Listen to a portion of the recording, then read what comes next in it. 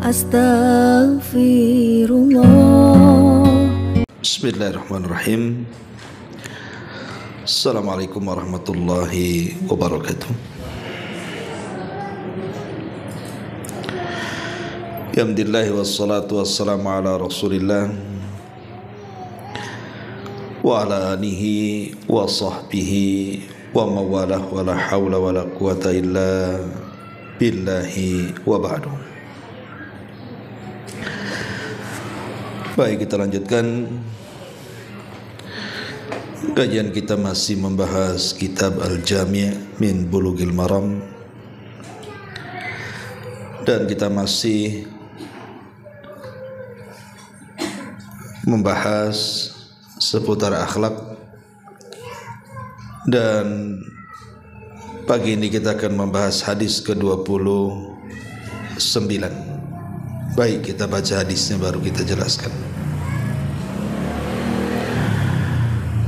An Ibni Abbasin radhiyallahu anhuma qala qala Rasulullah sallallahu alaihi wasallam man tasamma'a haditha qaumin wa hum lahu karihun subba fi udhunaihi al-anuku yawmal qiyamah, yakni ar-rasasa, akhrajahul Bukhari. Dari Ibnu Abbas radhiyallahu anhu dia berkata, Rasulullah sallallahu alaihi wasallam bersabda, barang siapa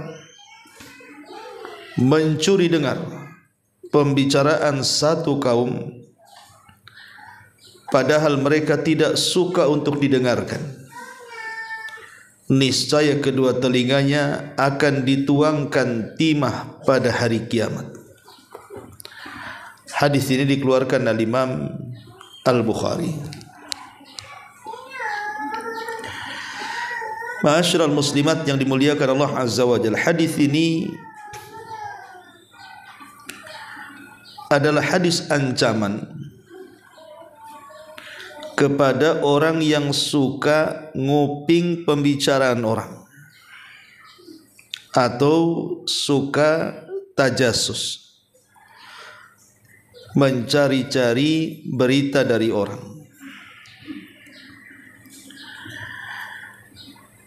Baik, ma'asyiral muslimat yang dimuliakan Allah Azza wa Jalla, banyak faedah yang kita bisa ambil dari hadis ini. Pertama, haramnya mendengarkan ucapan orang lain yang kalau seandainya dia tahu dia tidak suka pembicaraannya didengar orang. Jadi kalau seandainya kita nguping ucapan tetangga dan tetangga itu tahu kalau seandainya pembicaraannya di kuping orang, maka dalam Islam hukumnya haram. Kemudian yang kedua,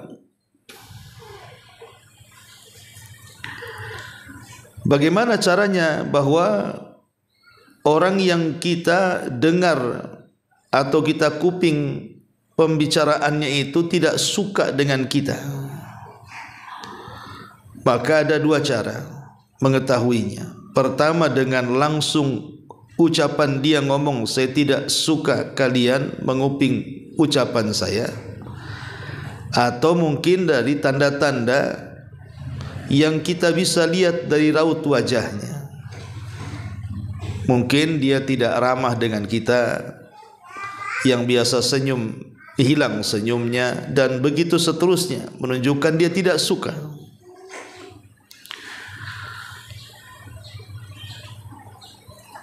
Tetapi kalau seandainya tetangga yang kita kuping pembicaraannya dia tidak marah, maksudnya tidak benci, bahkan boleh juga mungkin dia suka atau senang, maka ini tidak termasuk hukumnya di sini. Kemudian juga di sini al-jaza min jinsil amal, bahwa balasan itu disesuaikan dengan amalannya. Sebagaimana kita tidak mensyukuri nikmat dengar karena kita mendengar ucapan-ucapan yang tidak layak kita dengar, maka sebagai balasannya Allah Subhanahu wa taala akan tuangkan pada hari kiamat timah panas pada kedua telinganya. Dan hadis ini juga ada hukum yang mengharamkan seseorang itu mencari-cari berita dari orang lain dengan tujuan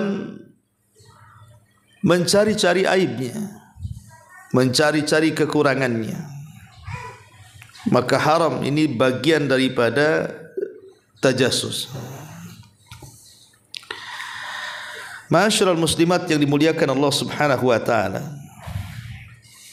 baik kita akan kembangkan sedikit. Kita tahu bahwa di antara nikmat yang Allah anugerahkan kepada kita, salah satunya adalah nikmat dengar. Mendengar ini adalah sebuah nikmat dari Allah. Wa ma bikum min ni'matin faminallah. Nikmat apapun yang sampai kepada kalian itu semua datang dari Allah. Kenapa nikmat dengar ini begitu besar dalam Islam nilainya? Karena Allah Subhanahu wa taala menganugerahkan kepada kita itu ketika kita berada di perut ibu-ibu kita dan belum lahir masih menjadi janin, itu nikmat yang pertama yang Allah anugerahkan kepada kita adalah nikmat mendengar. Dan itu disebutkan dalam ayat Al-Quran, tepat dalam surah An-Nahl 78.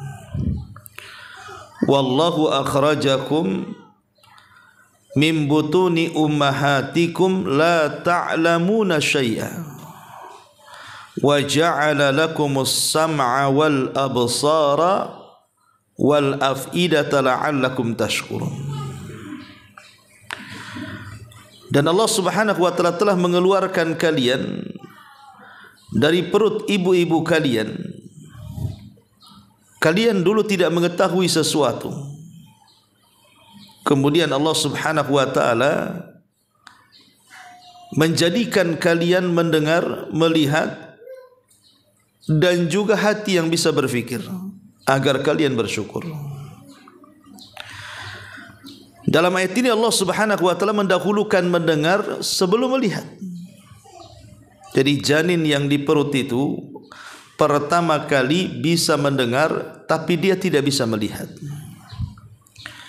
Makanya hati-hati bu yang hamil, yang usianya sudah 4 bulan ke atas, artinya janin itu sudah hidup, maka dia bisa mendengar bu. Makanya ada sebagian para ulama yang membidangi Al-Quran mengatakan,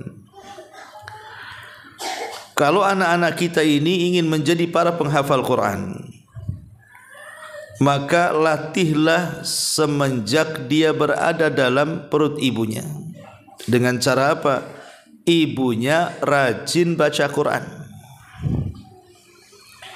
Jadi kalau ibunya rajin membaca Quran selama kehamilannya, selalu menghatamkan Quran diulang-ulang selama usia kehamilannya di atas 4 bulan, berarti kan sisanya 5 bulan tuh. Jadi selama 5 bulan itu ibu ini terus menghatamkan Al-Quran. Selesai hatam diulangi lagi, selesai hatam diulangi lagi.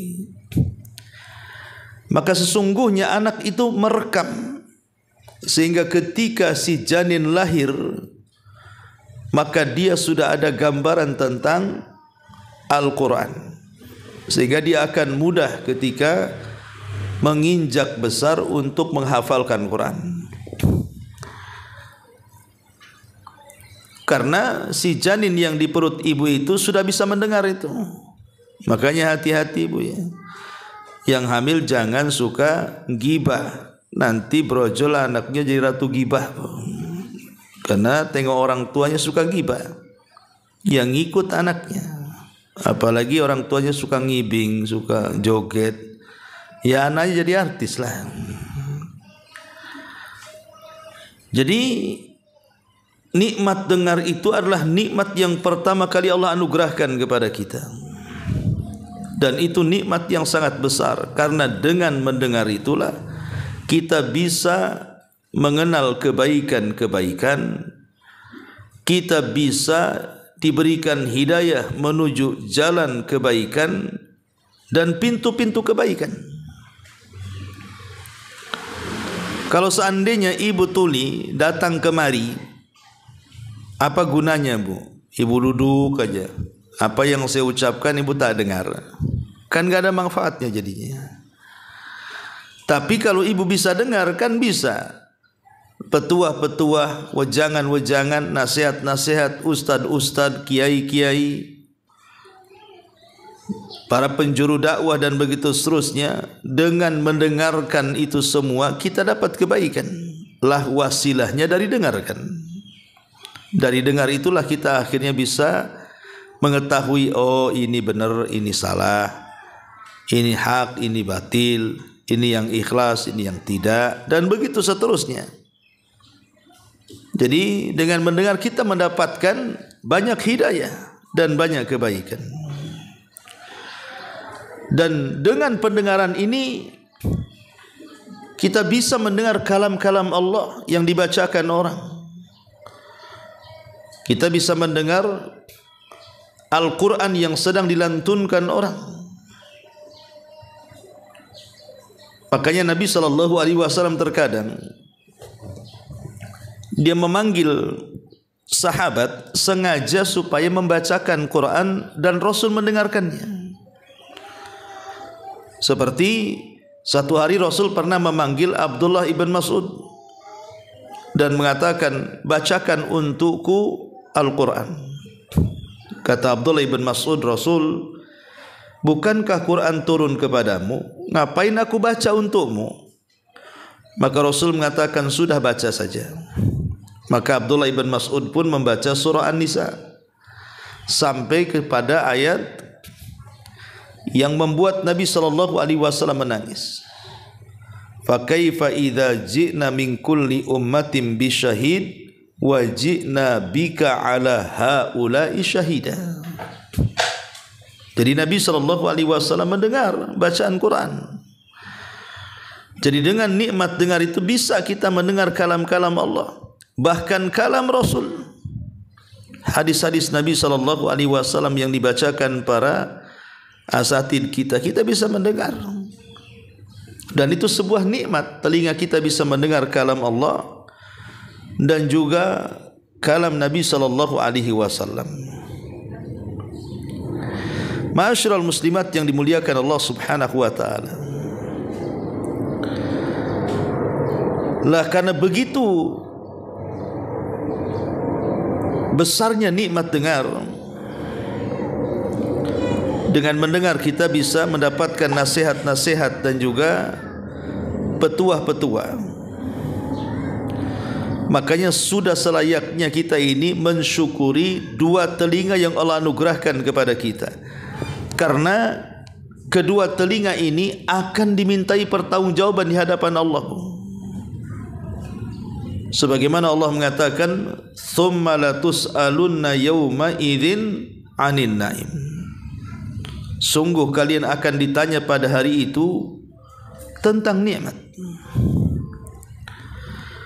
Abdullah bin Abbas radhiyallahu anhuma ketika memberikan catatan kepada kalimat na'im dalam surah At-Takatsur ayat 8 itu, yang dimaksud an-na'im yang akan ditanya di hadapan Allah adalah sihatul abdani wal absari wal asma', di mana kesehatan badan kita, penglihatan kita, pendengaran kita, semua akan ditanya di hadapan Allah. Tsumma latus'alunna yauma idzin 'anin na'im. Karena mendengar ini bagian daripada nikmat, dan nikmat ini akan dipertanggungjawabkan di hadapan Allah Subhanahu wa taala. Nanti Allah akan bertanya pada hari kiamat tentang pendengaran kita. Untuk apa telingamu mendengar? Itu akan ditanyakan kepada kita. Untuk apa telingamu ketika mendengar? Karena kita tahu bahwa kedua telinga kita ini apabila mendengar sesuatu kan Bu, itu terbagi menjadi 3. Ada hal-hal yang didengar itu dicintai Allah. Seperti umpamanya ibu mendengar zikir, mendengar ilmu seperti ini, mendengar kalam Allah Al-Quran, mendengar hadis-hadis Nabi dibacakan. Lah ini sangat dicintai Allah Subhanahu wa ta'ala. Mendengar azan, mendengar qomat, mendengar takbir, mendengar imam baca Quran ketika sholat, macam-macam lah. Jadi apa yang kita dengar itu terkadang dicintai Allah Subhanahu wa ta'ala. Kemudian yang kedua, tapi ada perkara-perkara yang kita dengar itu justru dibenci Allah. Kenapa? Karena yang kita dengar itu hal-hal yang diharamkan. Seperti umpamanya ibu mendengar orang yang sedang menggibah. Ibu di samping orang yang sedang menggibah. Gibah ini haram, enggak perlu didengar, tapi ibu dengar. Anehnya ibu pula yang kemudian sangat senang mendengarnya, mengikutinya, mengikuti alur gibahnya. Lah ini kan sesuatu yang didengar itu hukumnya tidak dicintai Allah, bahkan dibenci Allah, bahkan haram hukumnya. Mendengar orang yang sedang bertengkar, mencaci, memaki, atau sampai kepada mendengar orang yang sedang istihza, mengolok-olok Allah, Rasul dan juga ayat-ayatnya, atau mendengar musik-musik yang diharamkan Allah Subhanahu wa ta'ala. Lah ini ada yang sifatnya mendengar itu tidak baik. Walaupun ada yang ketiga, ada yang sifat mendengar itu adalah mubah hukumnya, boleh-boleh saja kalau perkara itu dibolehkan menurut syariat Islam. Maka dari sini kita tahu bahwa kewajiban bagi kita itu, hendaklah kita ini menggunakan pendengaran kita untuk mendengar, kalau bisa sesuatu yang Allah suka, atau minimalnya perkara-perkara mubahlah. Jangan sampai kemudian telinga kita didengarkan kepada perkara-perkara yang diharamkan Allah Subhanahu wa ta'ala. Ma'asyiral muslimat yang dimuliakan Allah Subhanahu wa ta'ala, Nabi SAW sampai mengajarkan kepada kita sebuah doa, agar jangan sampai ketika telinga kita mendengar, didengarkan kepada sesuatu yang buruk. Dalam hadis yang dikeluarkan oleh Al-Imam At-Tirmidzi dari hadis Syakal ibn Humaid radhiyallahu an, ketika dia mengatakan, Rasul ajarkan kepadaku sebuah doa yang aku berlindung kepada Allah Subhanahu wa ta'ala. Maka Rasul mengatakan, katakan, Allahumma inni a'udzubika min syarri sam'i wa syarri basari. Ya Allah, aku berlindung kepadamu dari keburukan pendengaranku, keburukan penglihatanku, wa min syarri lisani, keburukan dari lisanku, wa min syarri qalbi, keburukan dari hatiku, dan begitu seterusnya. Nah, ketika Nabi SAW mengajarkan doa agar kita berlindung kepada Allah dari keburukan apa yang kita dengar, karena tidak semua yang kita dengar itu baik, ada juga yang kita dengar itu tidak baik. Lah kita berlindung yang tidak baik itu. Karena bagaimanapun kalau kita tidak menggunakan pendengaran ini kepada yang Allah suka dan Allah redha, bahkan kemudian menggunakan pendengaran ini justru kepada hal-hal yang membuat Allah marah dan murka, ini sama saja masuk pada hadis yang sedang kita bahas. Kata Nabi SAW, man tasamma'a haditha qaumin wa hum lahu karihun subba fi udhunaihi al-unuku yaumal qiyamah, yakni rasas. Barang siapa mencuri dengar pembicaraan satu kaum padahal mereka tidak suka, niscaya kedua telinga akan dituangkan pada kedua telinganya timah yang sangat panas pada hari kiamat. Ma'asyiral muslimat yang dimuliakan Allah Subhanahu wa taala, maka cobalah kita berfikir, ketika Allah memberikan nikmat mendengar kepada kita ini, gunakanlah nikmat itu dengan cara mensyukurinya. Mensyukuri nikmat yang Allah anugerahkan berupa nikmat dengar ini. Ma'asyiral muslimat yang dimuliakan Allah Azza wa Jalla, bagaimana cara mensyukurinya? Pertama, kita bahagia dalam hati kita bahwa Allah Subhanahu wa taala masih memberikan nikmat ini kepada kita. Betapa banyak saudara-saudara kita yang mereka tuli dan tidak bisa mendengar, mereka ingin mendengar seperti kita. Maka berbahagialah, tanamkan dalam hati. Yang kedua, puji zat yang telah memberikan nikmat dengar kepada kita. Siapa? Allah. Kita memuji Allah Subhanahu wa taala, kita katakan alhamdulillah, saya masih bisa mendengar tetangga tuli itu. Jangan lagi bicara, dengar aja tidak tahu, bahkan mungkin tidak pernah mendengar selamanya. Kemudian yang ketiga, gunakan nikmat itu sebagaimana yang Allah kehendaki, zat yang memberikan nikmat kepada kita. Artinya gunakan kedua telinga itu untuk mendengar hal-hal yang positif, hal-hal yang Allah suka dan redha, seperti mendengar zikir, mendengar Al-Quran, mendengar ceramah, mendengar orang yang berdakwah, dan begitu seterusnya, supaya betul-betul kita ini bisa mensyukuri nikmat yang disebut dengan as-sama ini, nikmat mendengar. Ma'asyiral muslimat yang dimuliakan Allah Subhanahu wa taala, masalahnya ada sebagian kita ini yang tidak pandai menjaga nikmat dengar, sehingga kemudian telinga kita yang harusnya mendapatkan pahala justru mendapatkan dosa. Telinga yang harusnya kita olah menjadi pahala yang besar justru malah membawa dosa yang banyak. Seperti apa contohnya? Contohnya al-istima' ilal istihza bil Islam. Mendengar orang yang sedang istihza, mengolok-olok Islam, mengolok-olok hukum-hukum dalam Islam, seperti mengharamkan yang Allah halalkan dan sebaliknya, dan begitu seterusnya. Atau contoh yang lain, mendengar perkara-perkara syubhat,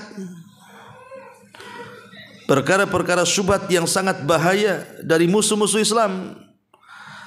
Atau contoh yang lainnya, mendengar perkara-perkara yang tidak ada faedahnya, seperti mendengar musik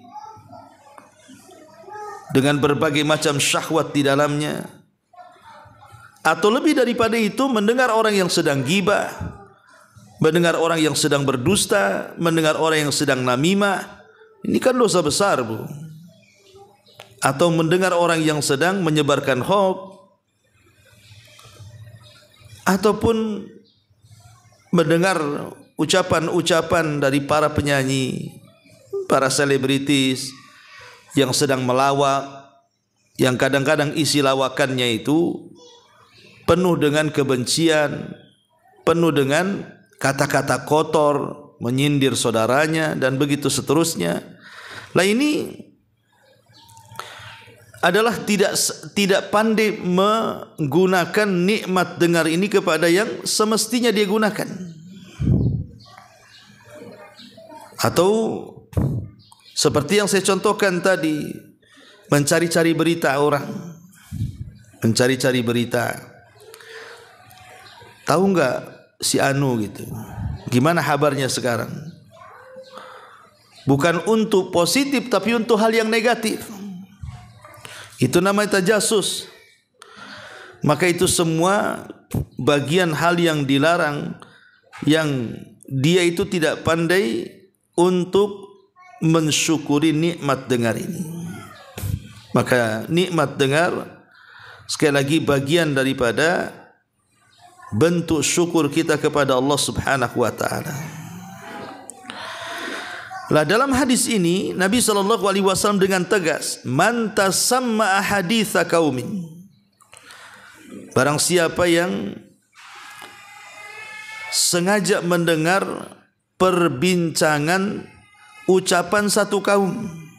Umpamanya ada tetangga sedang kumpul 3 orang, kita belum gabung, kemudian kita curiga, jangan-jangan dia ngomongin aku tuh, didekati, kemudian di kuping. Lah sengaja menguping pembicaraan orang yang kalau seandainya tetangga kita tidak suka tuh, ini hal-hal yang tidak boleh. Karena kita memang dilarang seperti itu. Mencari-cari aib orang itu tidak boleh. Itu sama dengan mencari-cari aib orang. Makanya hati-hati yang berprofesi sebagai wartawan. Jangan asal dengar kemudian dicatat, disebar.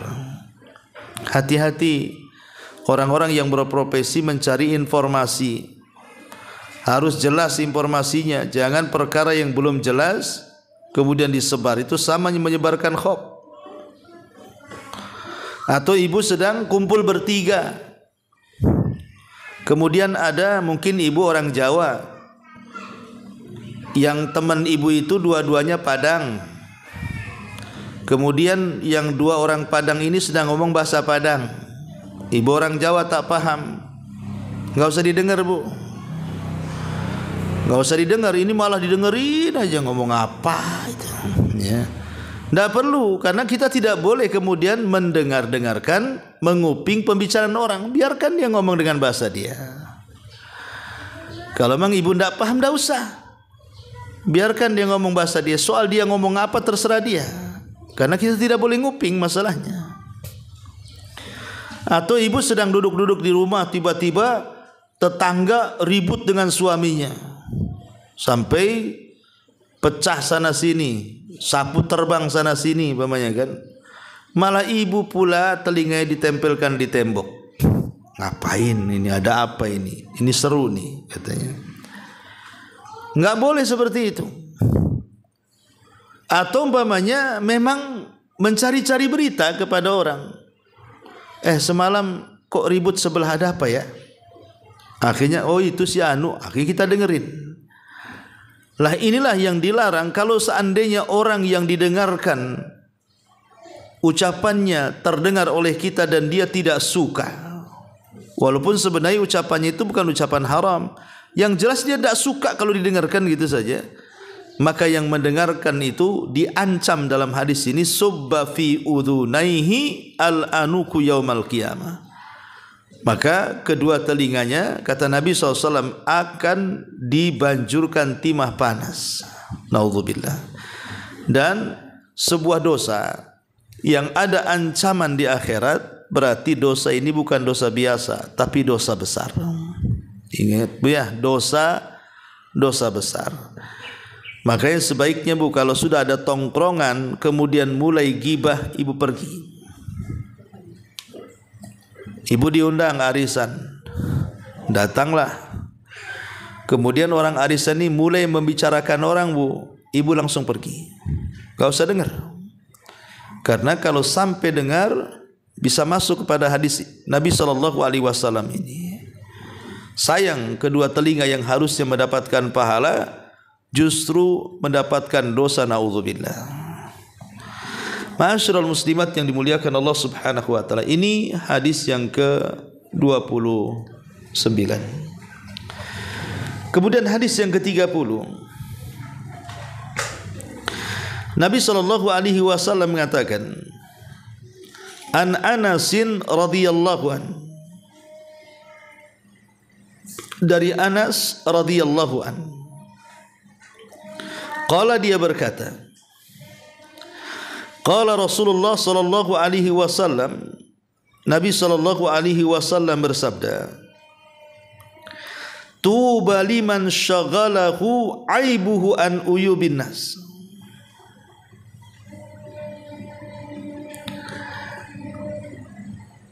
Kata Nabi sallallahu alaihi wasallam, beruntunglah orang-orang yang sibuk dengan aibnya sendiri sehingga lalai terhadap aib orang lain.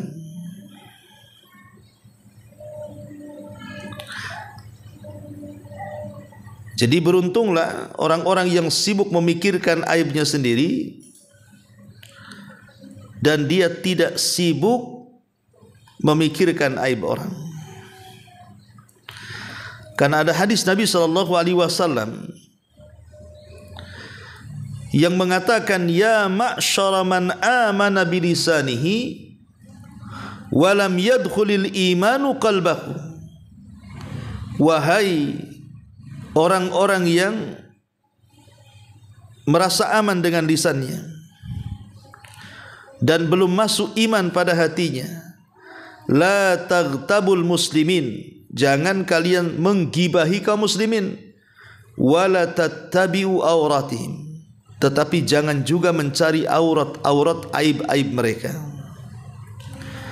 Fa innahu man ittaba auratihim tatabba Allahu auratahu, karena siapapun yang mencari aib seorang muslim, maka Allah akan membongkar aibnya. Wa man tatabba Allahu auratahu yafdahuhu fi baitihi, dan siapa yang suka membongkar-bongkar aib orang, maka Allah Subhanahu wa taala akan membongkar aibnya walaupun di dalam rumahnya sendiri. Ma'asyiral muslimat yang dimuliakan Allah Subhanahu wa taala, dan ini ancaman dari Nabi sallallahu alaihi wasallam. Siapa sih manusia yang sempurna 100%? Saya, ibu, siapapun, tidak ada manusia yang 100% sempurna kebaikannya atau sempurna keburukannya. Manusia itu pasti ada kekurangan dan kelebihannya. Masing-masing orang itu punya aib, masing-masing orang itu punya kekurangan. Sehingga karena masing-masing kita punya aib dan kekurangan, ngapain sibuk dengan aib orang padahal aib kita ini juga banyak.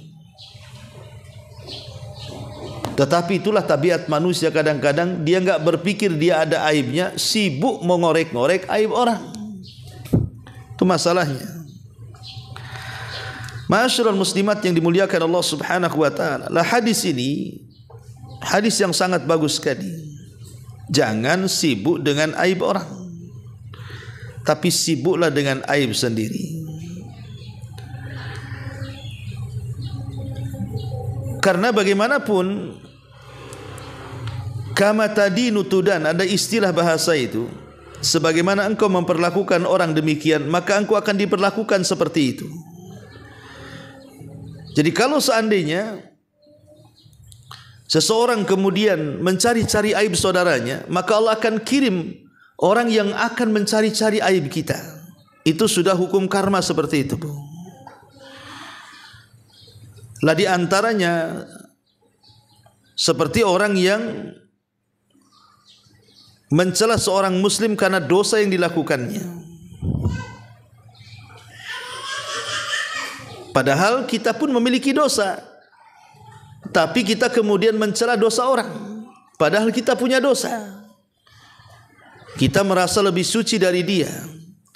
Lah ini juga masuk pada hadis ini.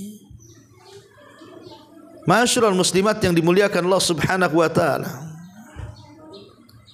atau dengan cara membongkar aib saudaranya karena sebuah permasalahan. Kan umumnya seperti itu, Bu, ya. Kalau ibu ada masalah dengan orang, kemudian ibu tidak suka dengan orang sampai dendam, itu biasanya untuk memuaskan hatinya itu membongkar aibnya.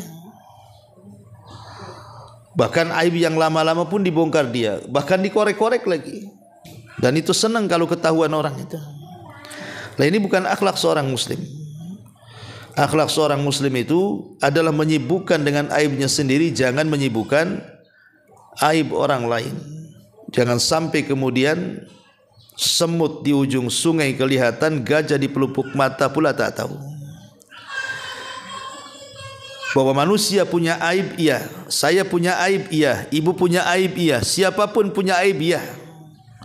Tetapi yang penting yang harus kita syukuri adalah Allah masih menutup aib kita.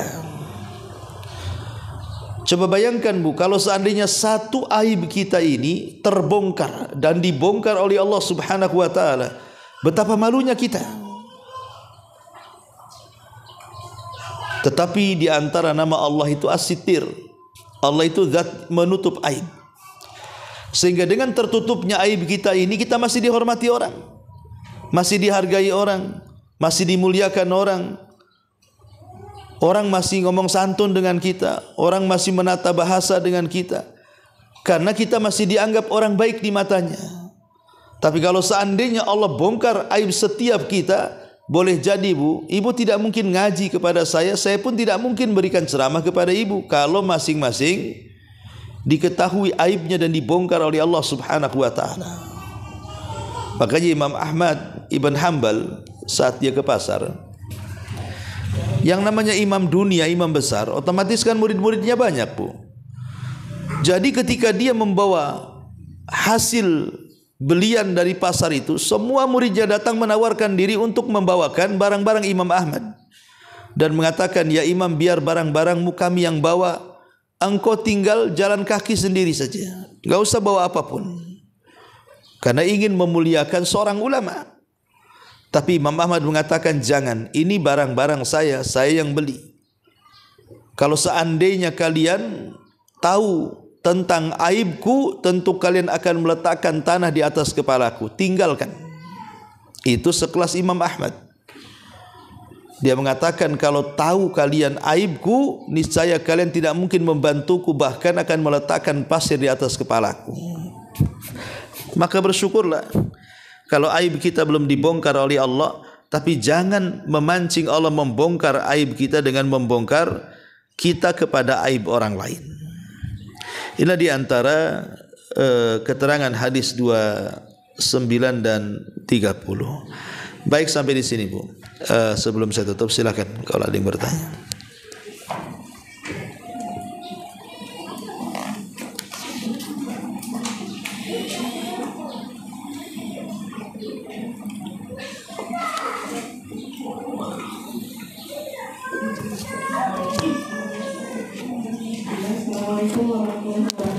Waalaikumsalam warahmatullahi wabarakatuh.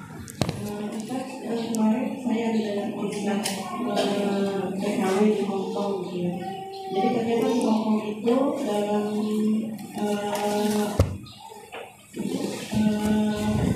nikahnya dia hanya ada 3 opsi cara menghidupkannya. Pertama, keluar dari rumah sakit langsung dibakar. Kedua, keluar rumah sakit dikebumikan, tapi setelah 10 tahun kemudian harus tetap dikeluarkan dan dibakar juga. Dan ketiga, ditempatkan ke rumah duka dan tetap dibakar juga. Intinya semua 3 cara penguburan itu tetap dibakar. Kremasi. Akhirnya PKW ini memutuskan, walaupun dia Islam, dia bilang, saya tetap memilih yang nomor 1, karena yang dari ketiga opsi ini hanya yang nomor 1 yang paling murah biayanya, walaupun tetap juga mahal. Itu bagaimana ya, karena mereka sudah menetap di Hongkong begitu. Waalaikumsalam. Ya, bismillahirrahmanirrahim. Salatu wassalamu ala Rasulillah amma ba'du. Ya, terkait dengan prosesi pemakaman yang ada di negara Hong Kong sana, sebagaimana yang Ibu katakan, tidak ada pilihan lain kecuali dikremasi atau dibakar. Mau dengan cara apapun yang dikubur, tetap ujung-ujungnya dibakar juga. Ya, sebenarnya pembakaran, kremasi atau yang lainnya itu menyalahi hukum syariat Islam. Karena Islam ketika memuliakan orang yang sudah meninggal itu bukan cara bakar, tetapi dengan cara dikubur, dilahat. Berbeda dengan sebagian agama di luar Islam, terutama di daerah-daerah di India sana gitu ya. Itu kebanyakan orang kalau meninggal ya dibakar seperti di Hong Kong dan begitu seterusnya.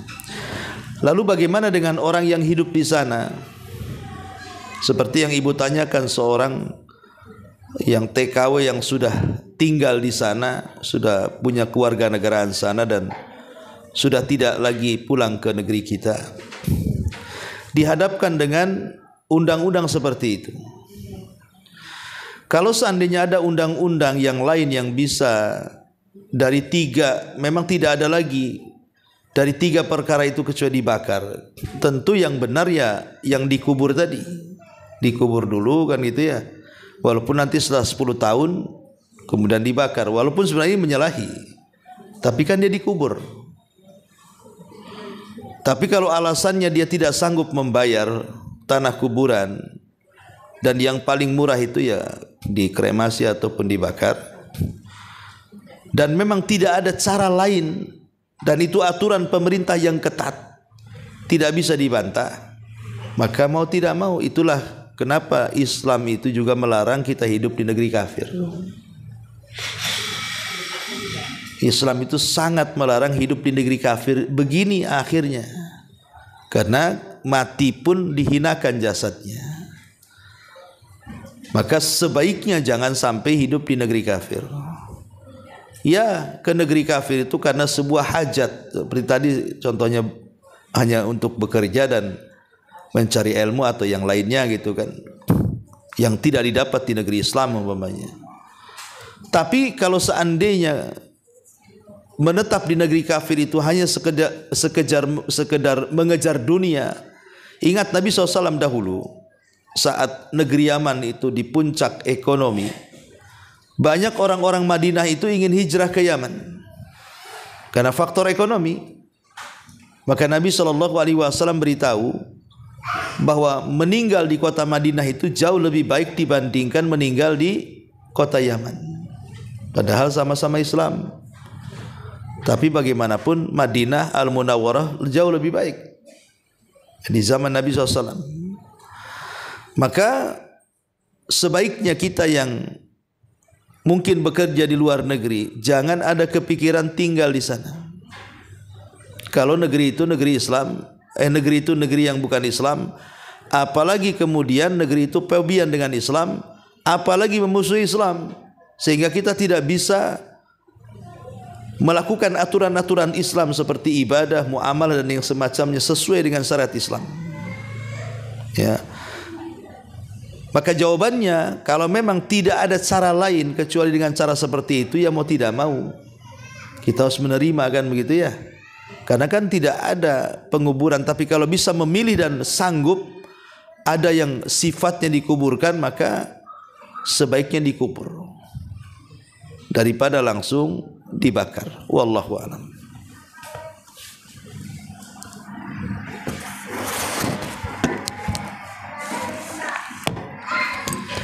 Baik, sampai di sini kita tutup. Subhanallah bihamdika asyhadu an la ilaha illa anta astaghfiruka wa atubu ilaik. Allahu taala alam. Assalamualaikum warahmatullahi wabarakatuh.